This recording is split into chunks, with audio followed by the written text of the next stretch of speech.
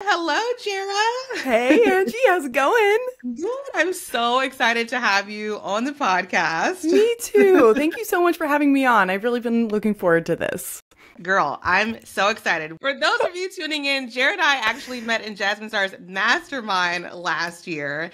And we were in a 6-month mastermind. We were in a text group thread, a Facebook group. We met in person. And when I remember, Jera, when I saw that you were in the mastermind, because Jasmine was announcing everybody in stories, and I saw that you were in, and I looked at your Instagram, looked at your TikTok, and I was like, oh my gosh, I have so many of these videos saved from this girl. Like, I'm already following her. I don't think I actually knew that. I love that. Yeah, I had so many things saved from you, and I was like, oh my gosh, I cannot believe I get to mastermind with this girl for the next 6 months. Like, I love you that. are the social media queen, TikTok expert, you're a speaker, expert content creator, and I'm just excited to have you here to chat with us all about short form video, strategies to get people into your world through TikTok Reels. Do you do YouTube Shorts as well? I don't do YouTube Shorts. That's one area that I haven't just really dedicated time to, but Instagram, TikTok, heck, I've even jumped back into Threads recently, and I'm having a lot of fun there. So those are more of my thing.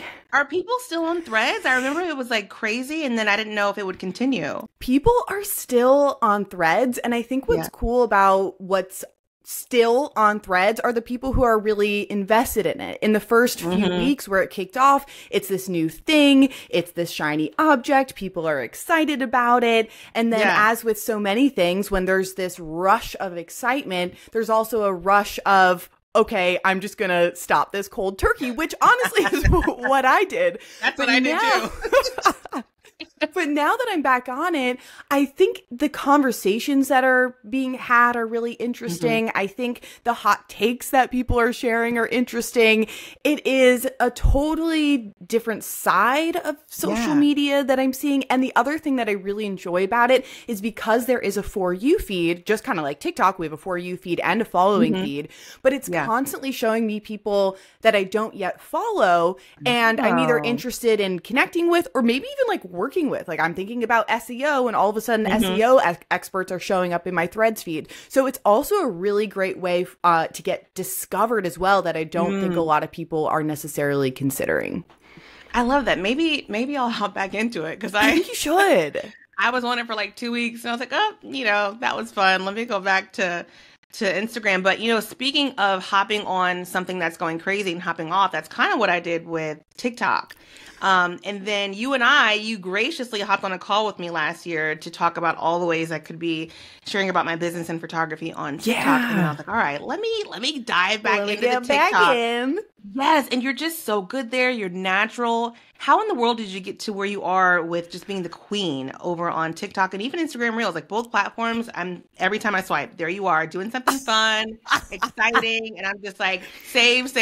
Here's an idea. What could I be doing, like Jera? Well, thank you so much. That's so nice. I really appreciate that. And I guess if I rewind back, and I'll try to give the somewhat succinct version, but I do think that the pivots are really interesting, because never in a million years did I think I would wind up doing what I'm currently doing. So to me, it really all begins with graphic design. That's what I graduated with a degree in fine art and emphasis in graphic design. And I worked at a couple advertising agencies. I did a few startups. I did some freelance work, and I've always been creative in a sense. I've always liked writing and art and all the visual stuff. And I found myself in 2015 at a job that was really manipulative. Like, I look back on it now and I feel so sad for 2015 and, well, even the years prior, because I was there for a few years, that chapter of Jera, because I just didn't know any better. I was naive. I was new to the work world. And I remember one day being at the WeWork and going to the bathroom and just kind of like doing my hair in the bathroom. I sort of parted a side of my hair, and I saw I had a little bald patch on my head from hair falling out. Oh, wow. And I was just, I look back on it now, I'm like, why didn't I react stronger? But this is very representative of that time. And so I bring this up because I was struggling at work. I also was in this weird period where I really didn't have any friends. I realized I was suffering from social anxiety, and I started to see a therapist from that. So all this suffer from social anxiety? Are you kidding me? Wow. Right? Never would have guessed that. Yeah. So at this time, I really needed something positive. And I don't know if I really thought to myself, oh, I need to do something positive, but something in the universe led me to take that action to find that for myself. And I found that through doing a fitness program that I had found on Instagram. It was called BBG, Bikini Body Guide by Kayla Encinas. And I decided to create an account to hold myself accountable. And this was April 4th. I'll never forget the day, April 4th, 2015. And to me, this marks the first day of the rest of my life, because what happened was within the first few months of Instagram, I found this creative outlet. Like, it was fun just to share me via very specifically this fitness app. I found that I was connecting to community, and I really needed that at the time. And I was just having this positive, working out feels good. So I just felt better. And it was this trifecta, and social media was very much a huge part of that. And things just kind of skyrocketed. I became a fitness influencer. I became a SoulCycle instructor, which is I could talk an hour about that. So we'll table that for another time. I became an Adidas ambassador and was traveling the world and in commercials. It was wild. And so that is where social media really began for me. And then it was, I left the world of fitness. I kind of shifted more into being a lifestyle influencer, but this was a very lost period for me. And then it was at the end of 2019 that I hired a business coach, and she's the reason I started my social media coaching and education business. And I launched it all with the Social Media Saloon. That was my group program I ran for 3 years. And then through that, that's how I grew as a social media coach and educator, and then started to get these speaking opportunities that started virtually, but then turned into in person once the world started opening back up. Right. So that's kind of Jera in a nutshell that brings us to the current moment with those high level pivots. That's wild. I mean, you use social media and grew your own business, and now you are on stages. You are talking to AT&T, to TikTok, to Adobe, to makeup companies, and just teaching anyone from a small business owner to a corporate world to a major company how to build on social media. And all of this from you doing it for your own business. And you are creating these systems for other people. And you're just such a good time. I mean, such a good time. And it's you have to know your audience. They just love you. They don't come to you just for the tips, the tricks, the strategies. They like Jera, and they say, we trust Jera. She's fun, and we just want to see what she has to say, and we're going to do whatever she says because we love her authentically. And is that a really big part of your brand and your marketing, is building that big personal brand and connecting people to you? Absolutely. And it's something that I have, as you so beautifully just summarized, thank you so much, have created for myself. And then from my own experience over the last now 8.5 years of being on Instagram, from my own experience, but then also having over, it's 3 or 4 years now, maybe it's 4 years, I forget, of teaching it to people. So when I think of showing up authentically and being myself and infusing my personality, it is such a huge part of the Jera Bean brand. I am not just education and tips and hacks. I don't even like hacks, so that's definitely not part of it. But yes, I am sharing valuable information to help people use social media in a way that supports their business or their personal goals. But to me, the reason why my advice or the way that I share things or my perspective lands so well is because I'm also sharing me. And so I've kind of, over the years, because I've built this for myself and then taught this to people, I've really honed in on how to create a framework around this. Because what I find is that so many people say, okay, one of the keys to social media is to show up authentically. Now, I love that. I'm all about that. It's not wrong. But what I have found after teaching so many students and working with clients one-on-one is that people go, okay, cool, gonna show up authentically. And then they open up their phone or they open up Reels or they go to record something and they're like, how do I show up authentically?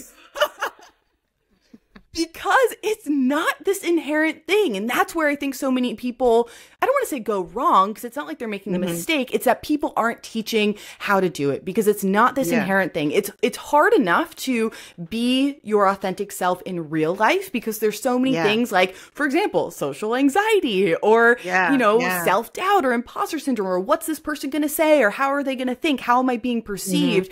And so that's just doubled down within the world of social media. So not only is there no framework besides what I teach for showing up authentically, there's all these sort of outside factors. So what I've boiled it down to is these 4 quadrants of what I call secret sauce. And secret sauce is you. And it's you from the past. It's you in the present. It's you professionally. It's you personally. It's the funny sides of you. It's the tragic sides of you. It's everything. So it's simple in that the secret sauce is you, but it's also quite complex in that it is such a range and we are these multifaceted, multi-layered human beings.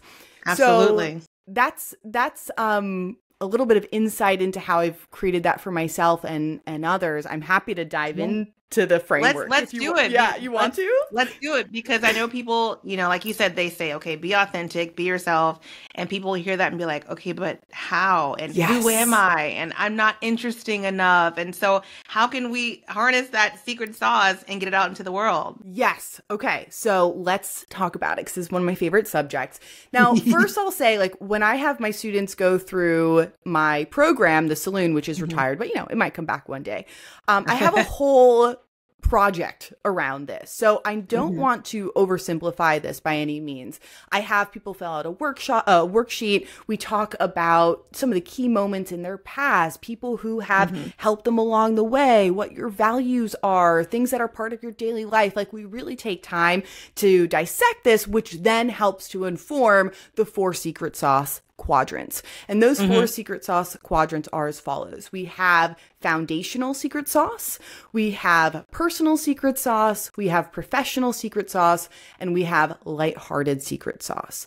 Now, foundational secret sauce is focusing more so on the past. What are the moments that have brought you to where you are today? What are those defining chapters and pivots and just things that have brought you to this very moment? So it's kind of like those bigger things.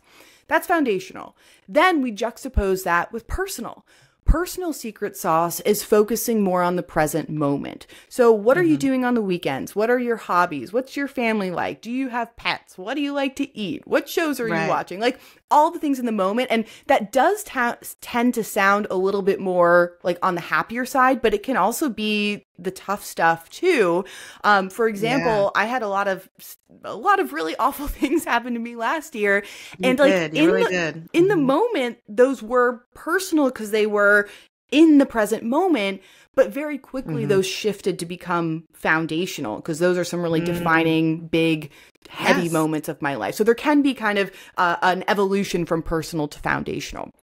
So those are the top 2. Then we move out to the bottom part of the quadrant, and we have professional secret sauce. This is as it sounds. It is the things that make you unique as a business owner. So we're really focusing on the business here.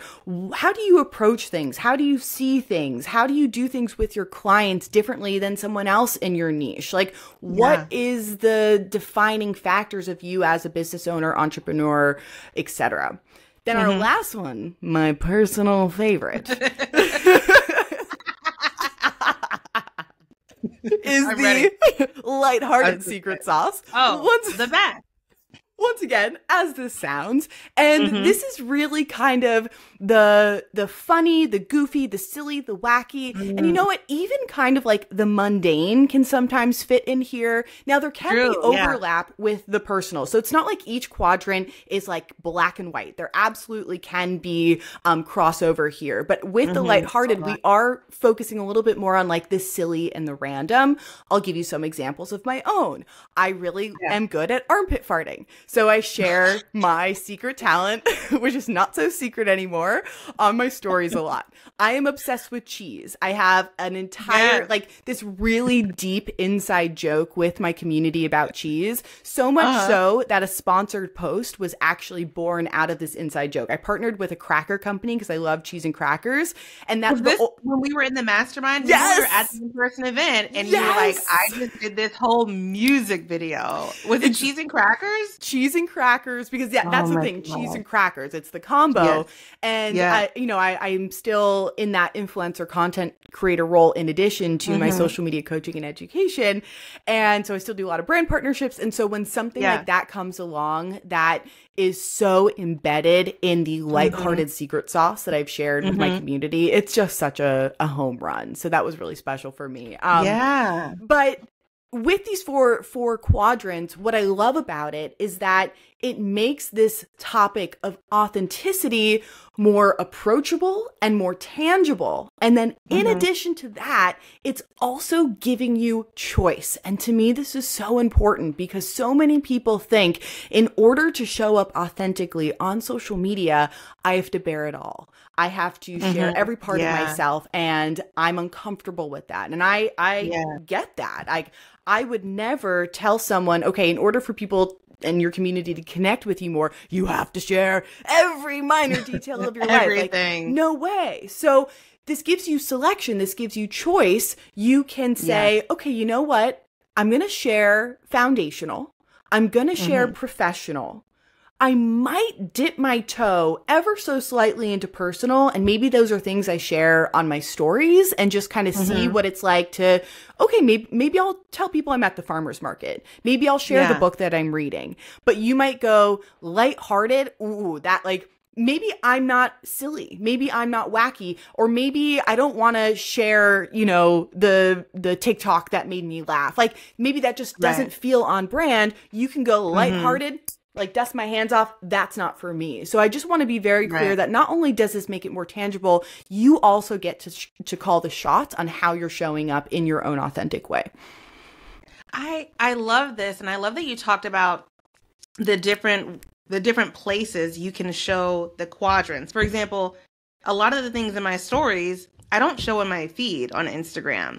And it's like if you look at my feed only, you probably wouldn't know that we go to the farmer's market every Saturday. You probably wouldn't know these different little inside jokes that I have with my kids. And I just feel like that's the perfect place for it, because the stories are where people are looking for that, non-button up, non-curated type of content. And so I feel so comfortable sharing that part of my world there. And then I share a lot of my professional stuff on the feed, because I feel like as people are swiping, they're like ready to consume that. And maybe I might reshare it to stories, but I like the idea of you have these 4 quadrants and you have these different places. You can have different features of an app like Instagram Reels, Live, Stories that you can share different things on, or you can just share completely different content on TikTok versus Reels, right? Like, do you have students in your program that are like, oh, this is just for TikTok and this is just for Reels? Yeah, absolutely. And I love that you're bringing up these different surfaces of social media, because there's so many ways to slice and dice it. And that also gives you flexibility with how you're wanting to show up authentically, or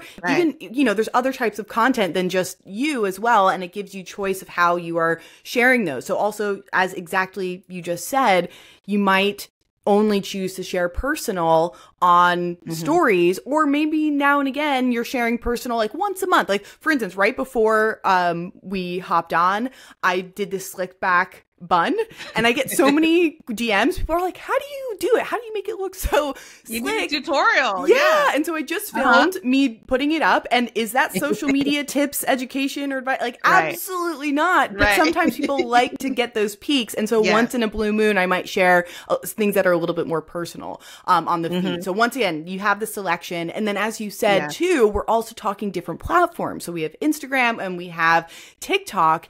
And that is a big question that people have a lot of the time is, okay, I want to show up on both platforms. Do I post the same content on both platforms? Right. Do I like repurpose? Do I create different types of content?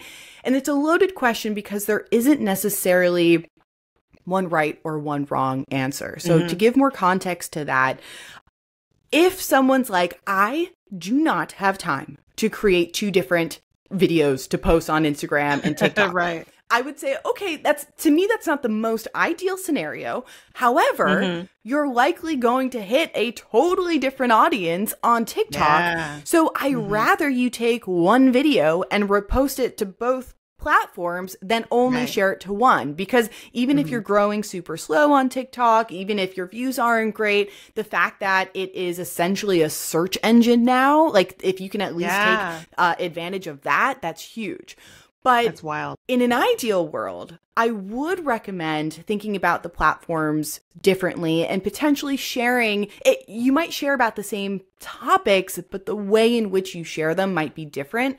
I find that, and I share this metaphor a lot, so if people have listened to me before, they've likely heard this, but I like to think of short form video content like an ocean, and the very, very, very top kind of shimmery, pretty layer in the sun is Reels, but like the depths below are TikTok with like weird fish and glow in the dark phosphorescent. I don't know how to say that word. Phosphorescent? I don't know. People know what I'm talking about. Don't ask me, girl. I have no idea, but I'm with you. I love this. I'm picturing like my science textbook in high school. Yes. It's like just a big ocean, and that visual just was everything for me. Like, you're right. Like TikTok, I swear, I post more on Instagram, but I consume more on TikTok. It is my jam. I actually had to put a phone limit on myself at the first of the year because I was becoming I need to do that. I need to do that. Yeah, but you're right, and that just shows how much opportunity there is there to get weird. Exactly.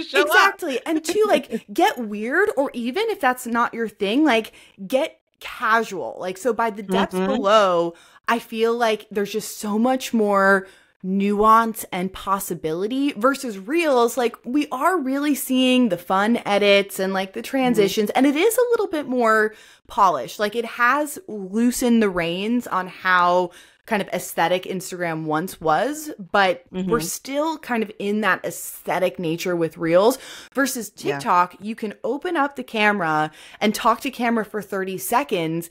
And to me, that is something that could very easily thrive on the platform versus something on Instagram. To me, that's going to have less of a chance of doing well. So I like to approach the platform like maybe you have the same idea. I might talk about like how to grow community.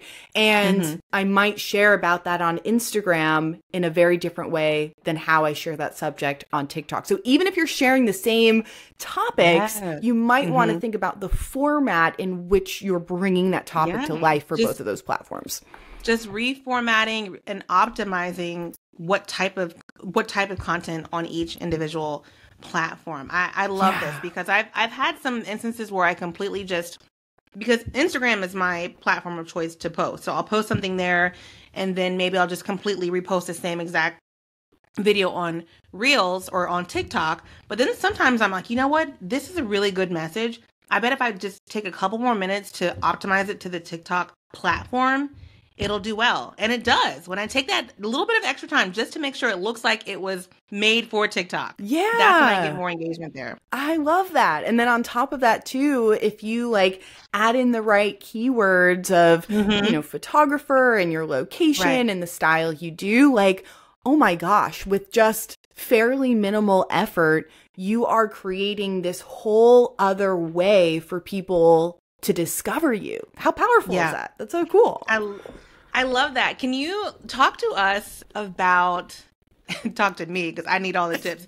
Talk to me about how you come up with your videos, how your video strategy, how you're coming up with the content, how you're planning the content. Talk to us about that.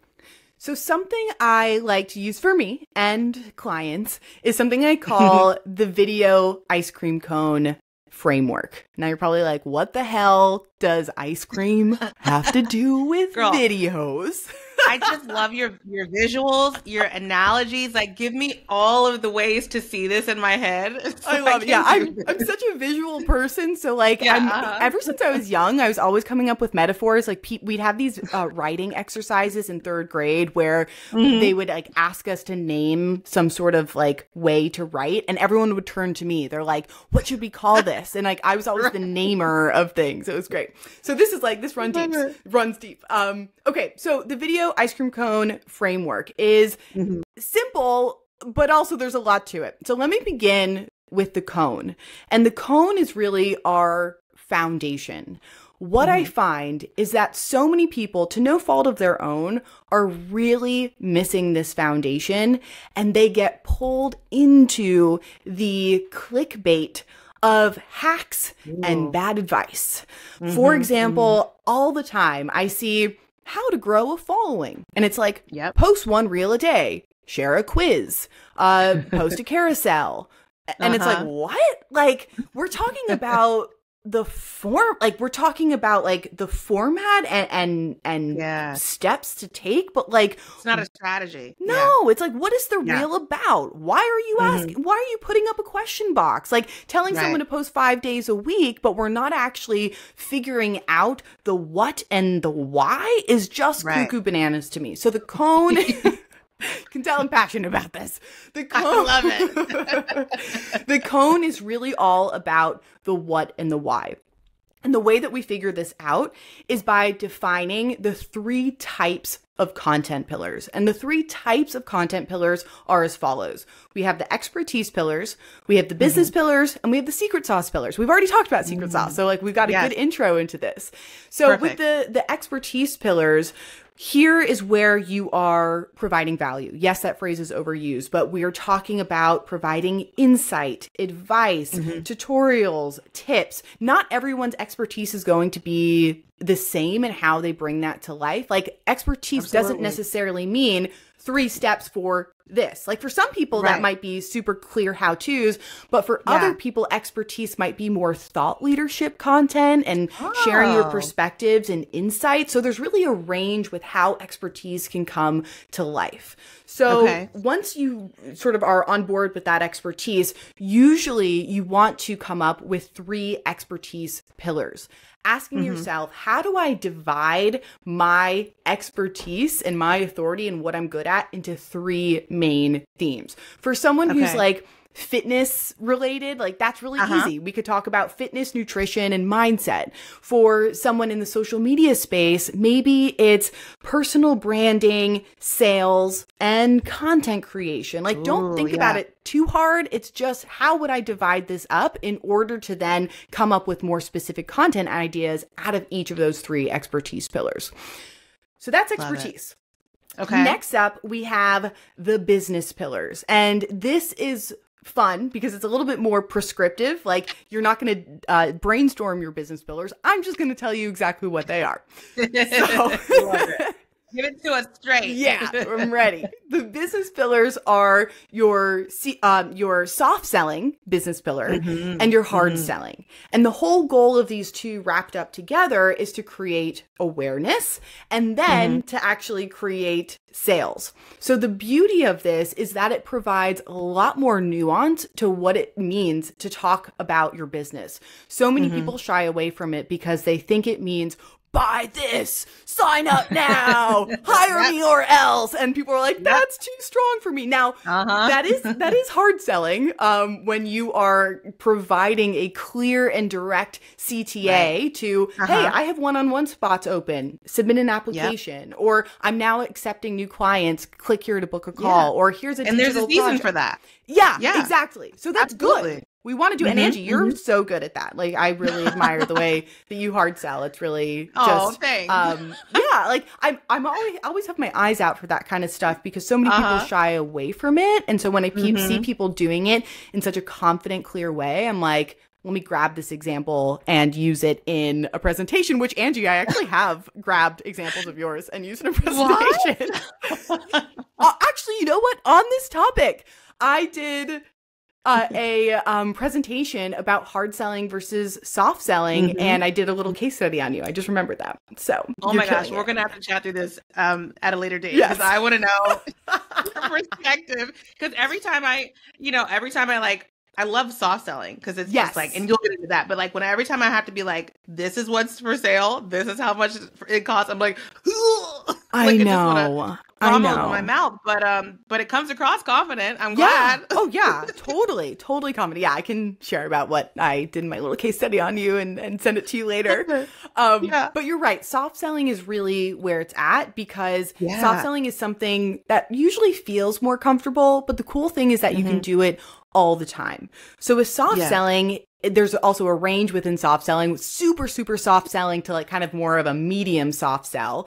But it can be anything from sharing a client testimonial. It could be sharing a day in the life and we're getting a little bit of the behind the scenes of whatever it is that you do. It could be, here are the top questions I get from clients. Like it's anything where you're kind of not going, this is what I do, but it's kind of like, just so you know, I do this. Like it's sort of around the product versus like on the product. But we do want both of those.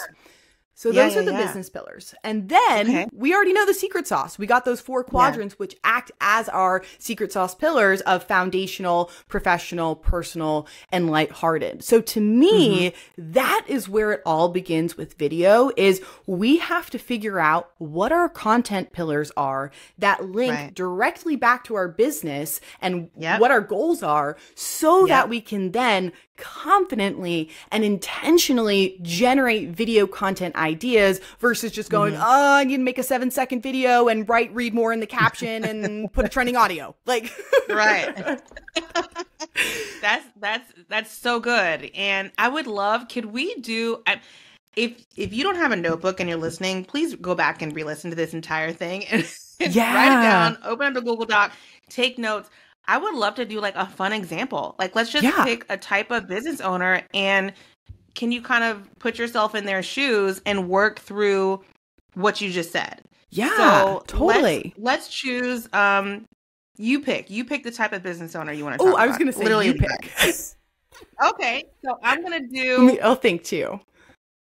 How about a yoga instructor? Sure, that's great. Okay. I love that. Okay. So with a yoga instructor, let's start off with the expertise pillars.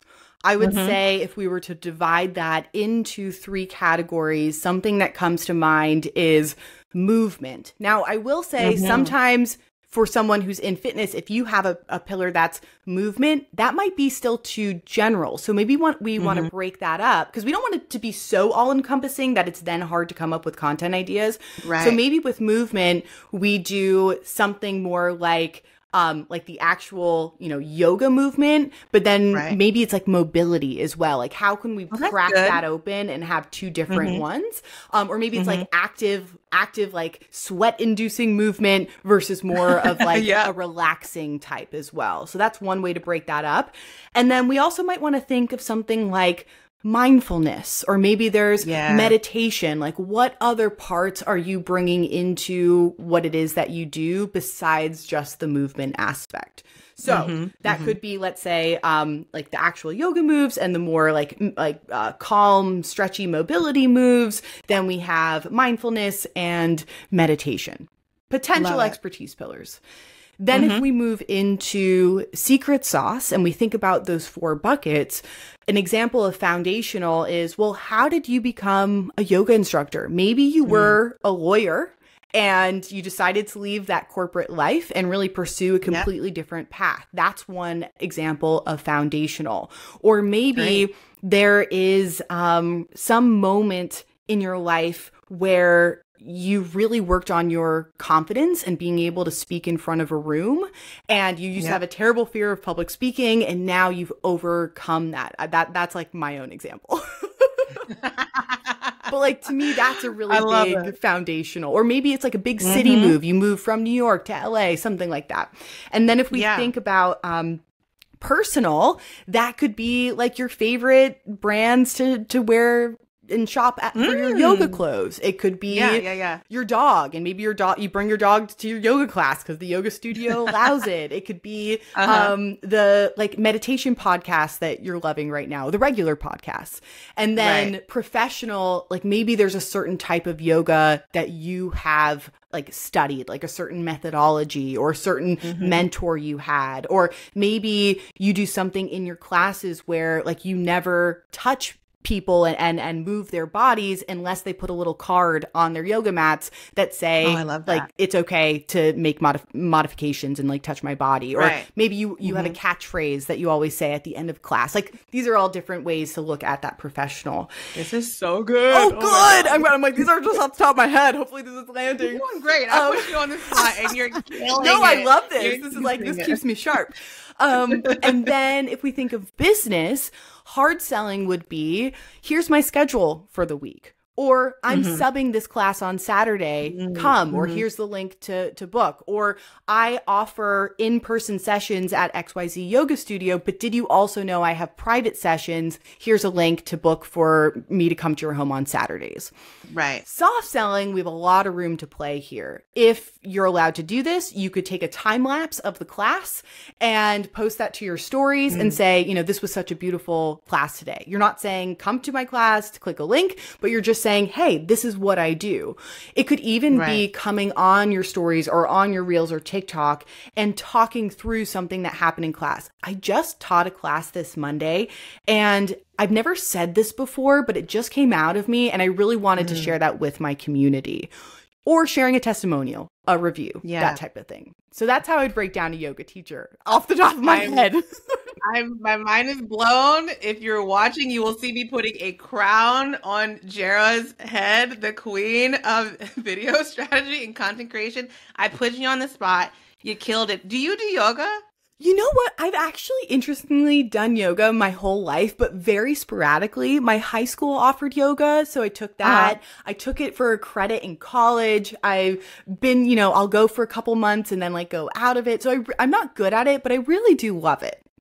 Girl, the way you just flowed, pun intended, the way you just flowed through that entire sequence, like I would have thought that you were a professional, you were an instructor, like no matter what type of business you run, if you just listened through that, I'm sure you were already thinking of ideas for your own business. So thank you for doing that. That just showed the ideation and how to execute that. I would love to play a game with you. Can you play a game? Yeah, I love a game. Okay, let's do it. Okay, so here's the game. So basically, I'm going to give you a couple different types of business owners, and I would love for you to tell me your recommendation on it. If they could only prioritize one platform on social media, what would it be? And this can be Reels, TikTok, if you want to stretch into something different like YouTube or LinkedIn or Pinterest, literally whatever you think that person should go all in on. If they only had the bandwidth to go all in on one platform, what would it be? Okay, and I'm only talking about the platform. I'm not talking about like ideas or anything, just the platform. Nope. Just picking one. Okay. I'm like, is my answer going to be the same for everyone? I don't know. Let's see. I'm curious. Okay. The first one is a photographer. Ooh, okay. Just one. Oh God, that's so hard, Angie. Because okay, Instagram. Yeah. Okay. Do you want me to explain why? Sure. I would love that. Okay, so for a photographer specifically, I do think that it is important to have some sort of portfolio element to your social media presence. Not only a portfolio, I have a lot of thoughts on that, but we have to be honest with ourselves that, you know, if I'm looking up an Austin, Texas photographer for XYZ project, I'm going to want to see their work and their style. So to me, Instagram really is the calling card. It's the business card. And it's a great way to, for some of your posts, show that more portfolio element. And it is still searchable. If you have searchable terms, especially like your location in your bolded name section and your text section, I'll still be able to find you. Perfect. Okay, well, I feel good about that because that's my main platform. Good. On the right track. Okay. Second one, someone in the health and fitness industry. Oh, because I think it's going to be a real battle between Reels and TikTok for me for each of these. Okay, like I said, this pains me to have to pick one. I'm gonna go with TikTok on this one.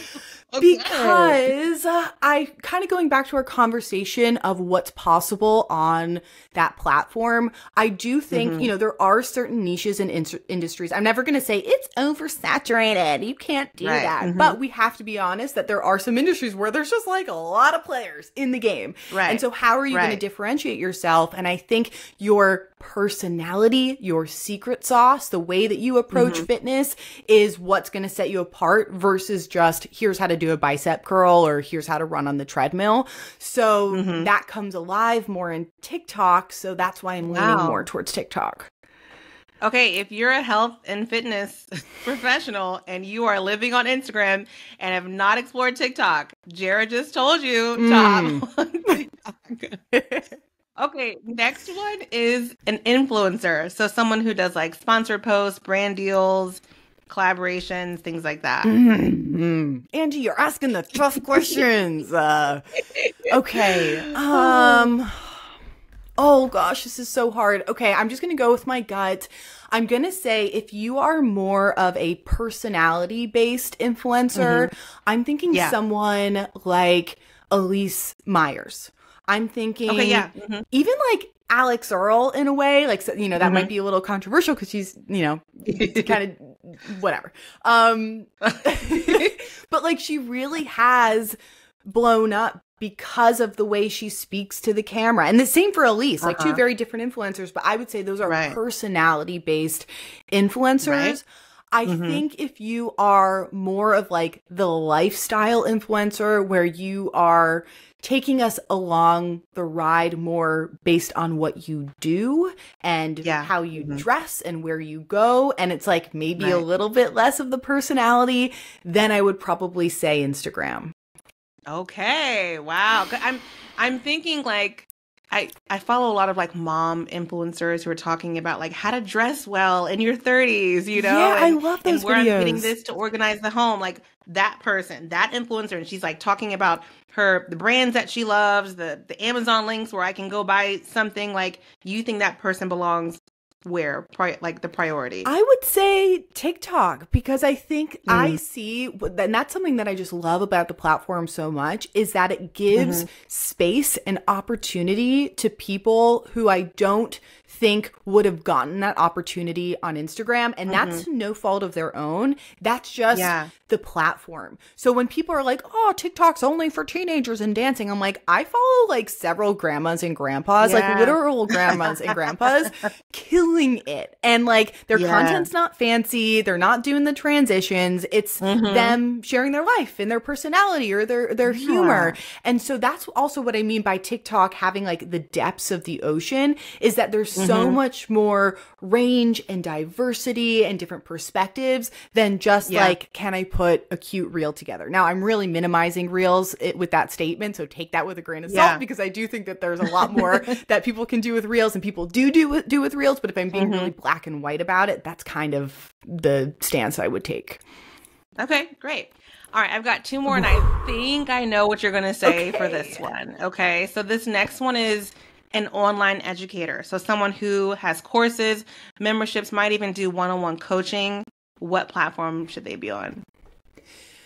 So the way here's, I think about myself in this scenario, and it's hard because I find that my community is on Instagram. Like the people who really want to talk to me and engage and are invested more in the secret sauce aspect, that I find on Instagram. I don't have that at all on TikTok. And I'm sure some people do, but I personally don't.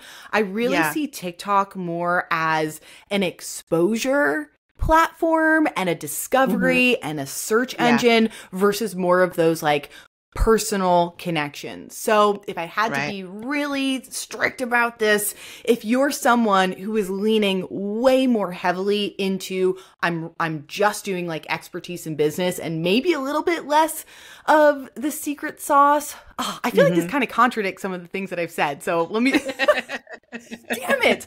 Okay, I'll just like treating TikTok a little bit more like a search engine in a way could be the route for you. And then if you like already have that community, you might want to explore that more on Instagram. But I'm going to say both. Can I just say both? Okay, that's fine. That's totally fine. It's interesting verbally processing it because, you know, like I said, I feel like your secret sauce can almost thrive even more on TikTok, and there's more room for that.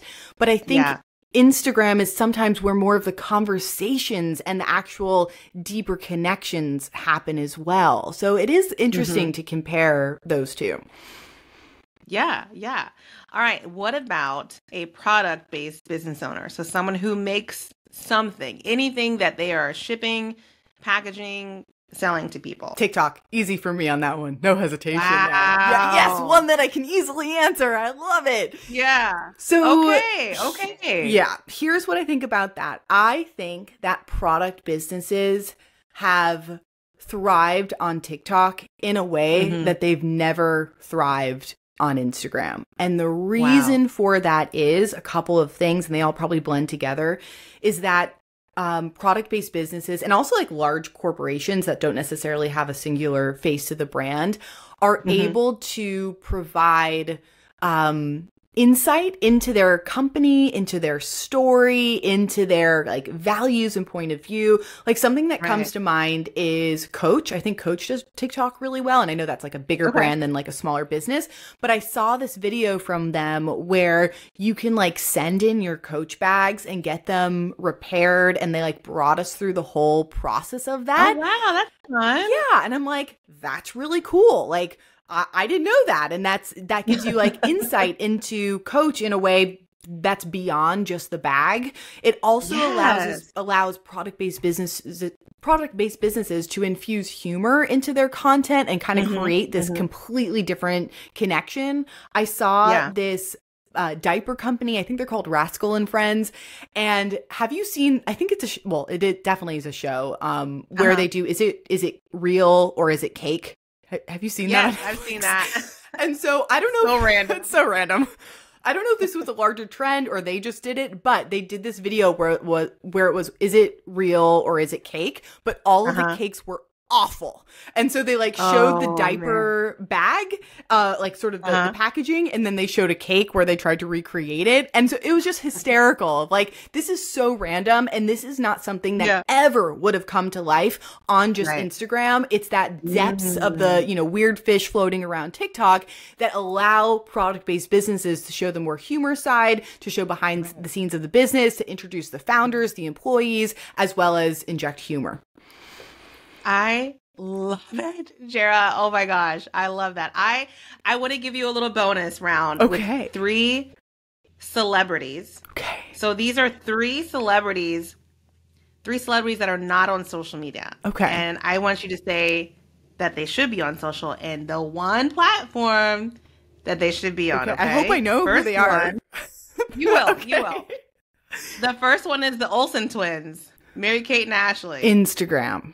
For sure. Instagram. They're more fashion design, all that. And they've always like been more I feel like there's a wall. We don't really know who they are. Know. And maybe they could get on TikTok and take that wall down. But I do think it's more of like that polished aesthetic vibe.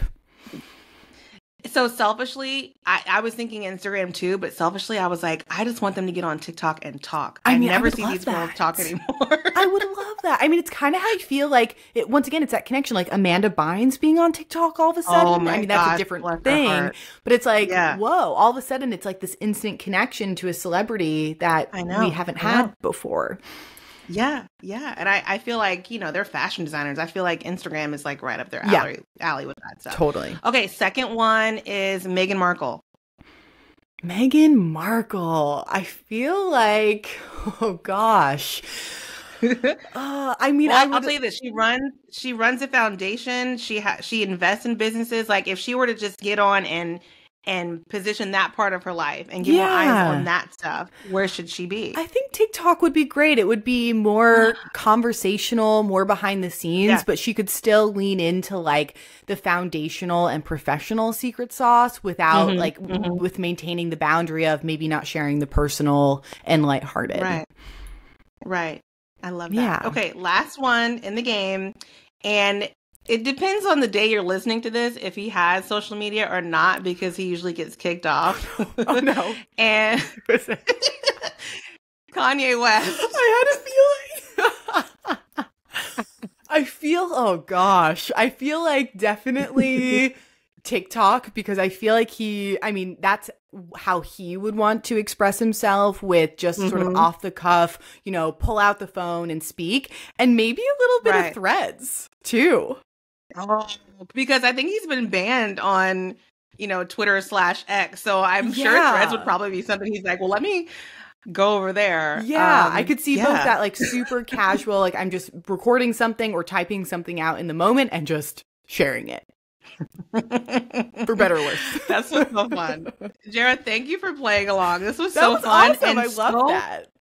This was so helpful because I feel like we touched on a lot of different industries, and maybe someone might be putting all of their eggs in one basket and not realizing the potential it could be on a different platform. So thank you for taking the time to walk through that and give explanations for each one. Yeah. Like, you just went above and beyond. I wasn't even expecting all that. You just went above and beyond. No, thank you. Like, no one has ever played that kind of game or asked me those questions before. So it really gets you thinking in a new way of like, why this? Why not this? What would work here? So I really like that. And it kind of, it keeps me on my toes, having things thrown at me in a different way. So that was awesome. You're so good with that. You're so being on your toes and just like, popping out ideas. Thank you. I love it.